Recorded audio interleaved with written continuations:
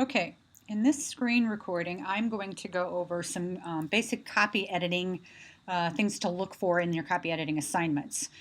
This is part of the Copy Editing Assignment 1 redo, which you can now find under week 2 on our Copy Editing Northwest online site.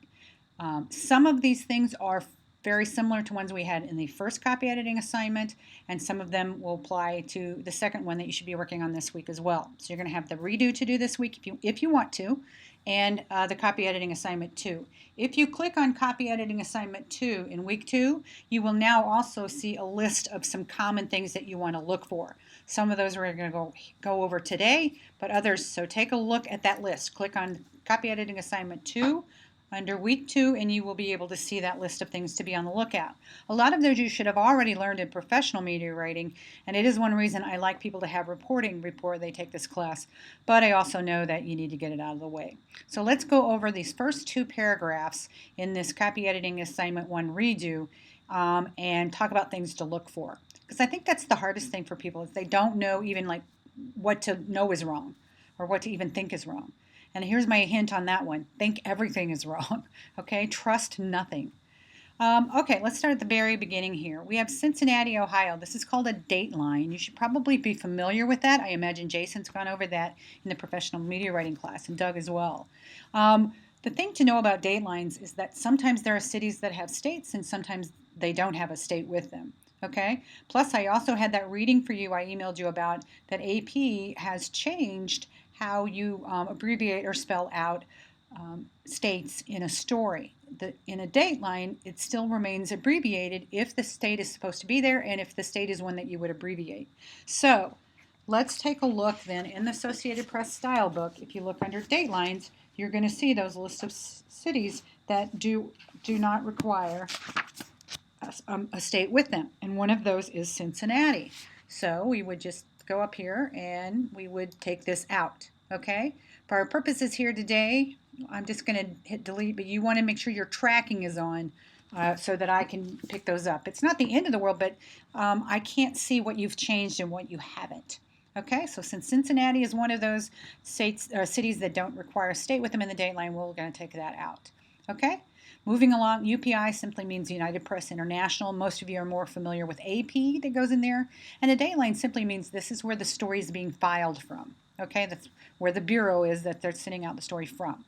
Okay, the 5,500 journalists. You see a number, you should know it or you should look it up. Okay, and until you are absolutely confident of what you should and should not do with a number, look it up.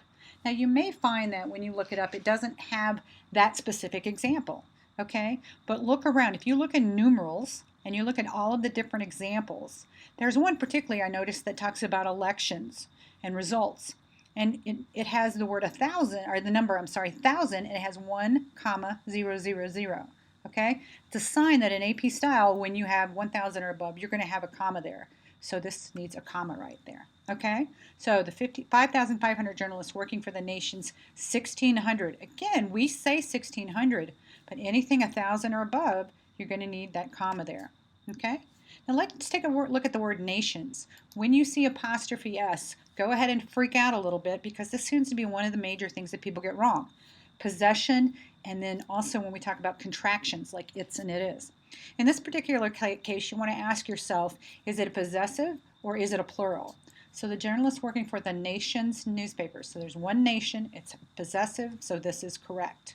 Okay, but in our first assignment, the copy editing assignment, some of you missed that hospitals. We had hospitals apostrophe S when really we just wanted it to be plural with no apostrophe. Okay, so moving along, newspapers looks right to us because we see it a lot, but we're going to come across a word here in a minute that will make us think about that. Generally love. Now, the cool thing or bad thing for me as your copy editing teacher is that if you guys are opening these up in Microsoft Word, they are going to underline things that you should notice are wrong, specifically things that are just misspelled. Okay, it may not catch things, or it gives a different kind of underline for things that are just used incorrectly. Okay, so most of you probably realize a lot of times this is going to happen. They're just transposed letters. Okay, people just misspelled words. Love their jobs. One thing when you see a pronoun though is always look back to see who it's referring to. Okay, here it's referring back to the journalists who love their jobs. Okay, So it's plural there, it's plural, that's correct, but be on the lookout for those, okay? Despite low, and then do you know this word? We say it low morale. We know what it means, but do you know how to spell it? Okay? Get your dictionaries out, whatever. Heck, I use Google to type words. Now here's a case where this is an actual word. So it's not underlined, so it's no clue to you that it's misspelled. Because moral is a word. This is that word, moral. But we want morale. So if you take it and you look it up, you would see that it's spelled morale. Okay? So love their jobs despite low morale over bad pay and lack of feedback from their bosses, said a new study released today. Now, if you looked at your examples or the copy editing assignment 1 answers that I posted under week 1, I told you about in the email yesterday, you will see that some of you missed this, most of you missed this, okay? And it was even a bonus you could have done. And it's not something, I think it's because we see it a lot, but if you go by Associated Press style, and you look up the word today, it will tell you that you only use today if it's in a quote, or if you're using it as sort of a common reference, like manners today are not the way they used to be, okay? But if you're talking about a specific day of the week, you need to put that date there. Now, I don't care which day of the week you use. Just put whatever day that you're having to work on this, okay? So just the key is to put a date. Now, obviously, if you work in the newspaper, you want to know what date it was released. But if this is coming out today, I'm just going to put Tuesday. Okay? Another thing before we leave this sentence is you want to make sure to go back also. Look for those are sort of the common errors, misspelled words, numbers, date lines, and things like that. But also always go back, and this is why grammar is so important. Go back and make sure that that sentence has a subject and a verb. Okay? So journalist, love their jobs. Okay? Remember, this is a prepositional phrase. Journalist working for we're going to learn this word, what that is this time around. That's a gerund. It's describing journalists. So under those verbals that you're learning this week, there's an example one, okay? It's a participle that's describing journalist. I think I said gerund, but it's a participle describing journalist.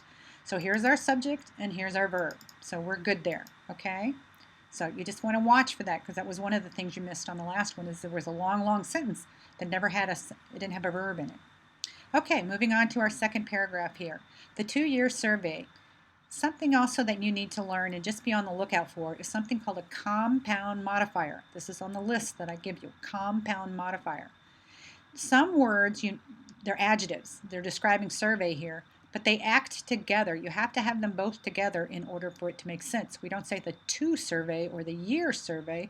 We say the 2-year survey. So this is called a compound modifier, so you hyphenate it. Okay? So the 2-year survey, comma, by the Human Resources Committee of the American Society of Newspaper Editors. The Human Resources Committee. It's not important. It's like City Council or City Hall or something like that. That's important. That's a significant, that's an official name, whatever you want to call it. But Human Resources Committee is just a common reference.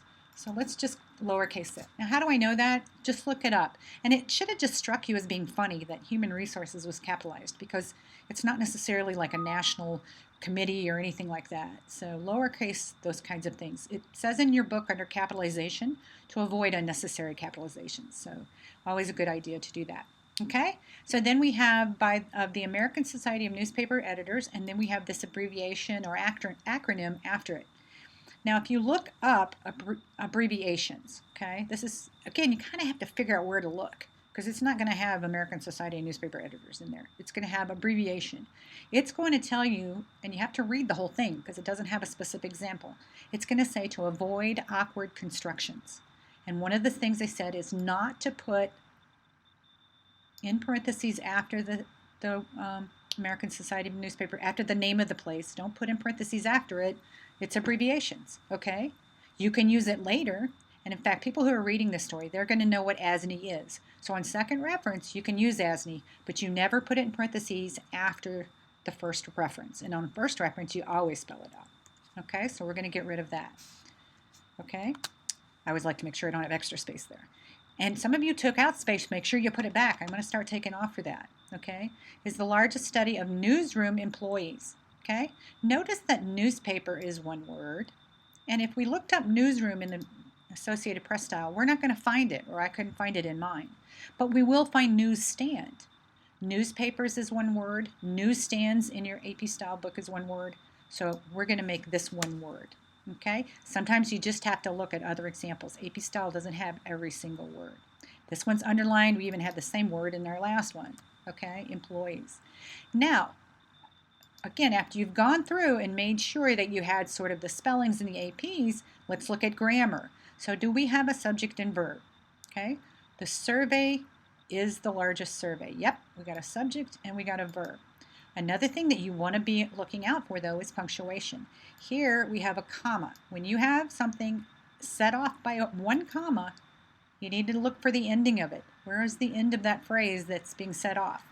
We don't have that second comma, do we? So what is being set off? By the Human Resources Committee of the American Society of Newspaper Editors, comma. So if you've got one comma up here, always look for that second one, okay? Now, another thing too before I leave you, because goes on into the next, the part that you're going to have to do to turn in for the redo. One thing I want to point out again is that just because the word said is there does not mean that you have to put it in quotes. In fact, you don't want to unless you are absolutely sure those are the exact words of that person. Okay? For example, here, this is from a study. We're not going to put this in quotes even though it says said a new study. Okay? We wouldn't put it in quotes even if this guy down here, John Siegenthaler, had said it. Okay? Because we don't know if those are his exact words. You would ask the reporter. Now, if there's something there that's like, the journalists were fed up with low pay or something like that. We had a kind of a biased kind of thing. We might want to ask our reporter if that shouldn't be in quotes because maybe somebody said that. Okay, but don't just put in quotes because you see the word said. Okay, so I'm going to let you go ahead. Like I said, this continues. You'll notice on your redo that there's a dotted line right here. You don't get credit for this up here, but the rest down here. There are 25 errors down there that to take a look at. Okay, and they're all I went through and listed on the on that copy editing assignment 2. When you click on it, you'll see a list of things to look for when you're copy editing. So I really hope this helped, but don't be afraid to ask questions and come by to see me if you're in town, or we can get together online somehow. So thanks.